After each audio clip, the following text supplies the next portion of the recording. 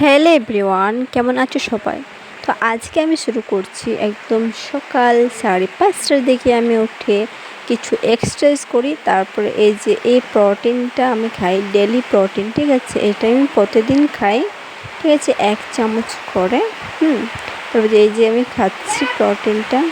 তারপর থেকে আমি কিছু এক্সারসাইজ করি, ওখানে বসে অনেকক্ষণ ধরে অনেকগুলো ওয়ার্কআউট থাকে, আমার অনেক সেট থাকে, ঠিক আছে।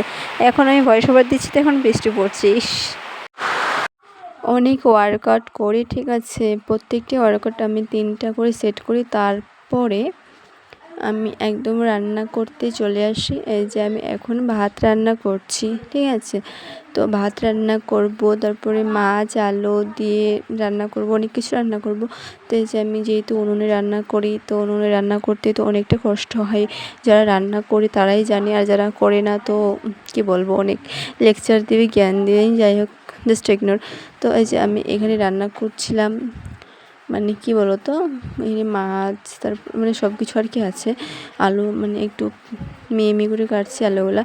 তো এখানে কাটি, তারপরে একদম এই যে আমার ভাতের ফেনা হয়ে গেছে। এখন আর কি ভাতগুলো আমার হয়ে যাবে, সে দেখছিলাম যে সিদ্ধ হলো কি না। তো বেশি সিদ্ধ ভাত আমরা আবার খাই না, ঠিক আছে। বেশি সিদ্ধ ভাত আমার পছন্দ না, আমার বাড়ির কারো পছন্দ না। তারপরে যে এই ছোট্ট এটাতে হাঁড়িটাতে আমি একটু দেখাচ্ছিলাম যে আমি সব কিছু মানে একবারই দিয়েছি আর কি। এই কাঁচা লঙ্কা, তারপরে রসুন, পেঁয়াজ সব কিছু একবারই দিয়েছি। তারপরে তেলটা গরম করে কড়াইয়ে বসিয়ে তারপর একদম একসাথে সব কিছু হলুদ লবণ যা কিছু লাগে আর কি একসাথে দিয়ে দিয়েছিলাম, ঠিক আছে। বাড়িতে কেউ ছিল না, আর মা বাবা কেউ না, জাস্ট আমি একাই ছিলাম। তাই ভাবছি যে এগুলো আমি এরকম রান্না মানে কাঁচা লঙ্কা দিয়ে রান্না করতে আমার ভীষণ ভালোবাসি আমি, মানে খেতে, ঠিক আছে। তো এই যে এখন আর কি চাপাই দিতে হবে। তারপরে একদম এই যে সিদ্ধ 5 থেকে 7 মিনিট রাখবে ঢাকনা দিয়ে, সিদ্ধ হবে। তারপরে একদম ঢাকনাটা ওঠাবে, বেশি উঠাউঠি করলে তরকারির স্বাদটা ঠিকমতো থাকে না, হ্যাঁ। তারপরে একদম ভুনা করে নেবে, ভুনা করে তারপরে একটু হালকা জল দিবে, ঠিক আছে। জল দিলে পাতলা ঝোলটা বেশি ভালো লাগে, মানে আলু তরকারিতে, আলু মাছ এমনি একটু করছিলাম আমি, ঠিক আছে। তো দেখতে পাচ্ছ কত সুন্দর তরকারিটা রান্না করেছি। মানে কাঁচা লঙ্কা তরকারি যেহেতু কালার সেরকম আসে না, ঠিক আছে। তো আমি বেশি পাঁপড় ছিল না, তো আমি ভাবছি কিছুটা পাঁপড় আছে যেহেতু, তো পাঁপড়গুলো আমি ভাজে নিই।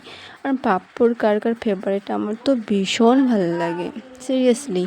আর আলুর পাঁপড় যদি হয় সেটা তো আরও কী বলবো, অনেক সুন্দর লাগে। তারপরে যে কিছু আমাদের কোরবানির মাংস ছিল, তো ওগুলো আমি ভাবছি যে ওটা একটু ঘন করে রেখে দিই। তো ওটা আমি রান্না করছিলাম। তারপরে দেখছি যে আমার হঠাৎ করে মনটা খারাপ হয়ে গেল, যে আমাদের গাছ থেকে আর কি ফুলের গাছটা পড়ে গেল ছাদ থেকে, হ্যাঁ।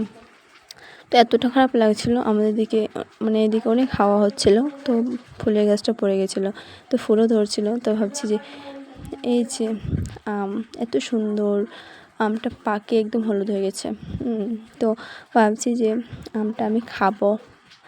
তো দেখছি যে খাওয়া মানে ভাবছি খাবো, তো একটা আমার যে একদম টিনের মধ্যে পাকা পড়ে আছে। আর গাছ থেকে আম, মানে কি বলবো, যেটা যদি নিজের গাছ থেকে একদম পেড়ে খাও না, তো ওর স্বাদটা একদমই আলাদা। সিরিয়াসলি আমি কি বলবো, এটা আম্রপালি, মানে এত মিষ্টি আমটা, এত স্বাদ, এত মিষ্টি, এত ভালো লাগে খেতে, ভীষণ ভালো লাগে।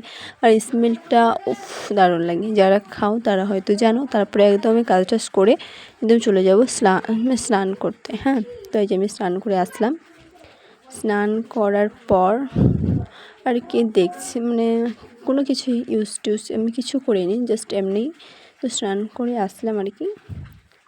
তারপরে আমি এখন খেতে বসছি, ঠিক আছে। তো আমি যতক্ষণ ধরে খাচ্ছি, তোমরা আমার চ্যানেলটা সবাই সাবস্ক্রাইব করে দাও। আর ভালো থেকো সবাই, সুস্থ থেকো।